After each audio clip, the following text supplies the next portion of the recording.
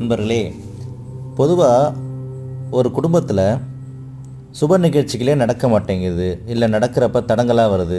திருமணம், குழந்தை பிறக்கிறது, இந்த மாதிரி விஷயத்தில் தடங்கள் ஏற்படுதுன்னா 2 விஷயந்தாங்க.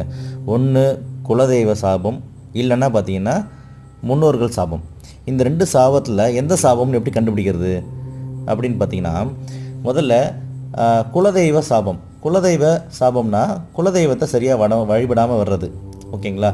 அதுக்கு எப்படி அந்த மாதிரி அதுதான் பிரச்சனையான்னு எப்படி கண்டுபிடிக்கிறதுன்னு பார்த்தீங்கன்னா, ஒரு வீட்டில் துலாம் லக்னத்தில் ஒரு குழந்தை பிறகுதுனாலே நம்ம கண்டுபிடிச்சிடலாம் அந்த வீட்டில் குலதெய்வ வழிபாடு தவறு இருக்குன்னு. ஸோ அதை வச்சு நம்ம குலதெய்வம் யார் கண்டுபிடிச்சி அந்த சாமியை வணங்கலாம்.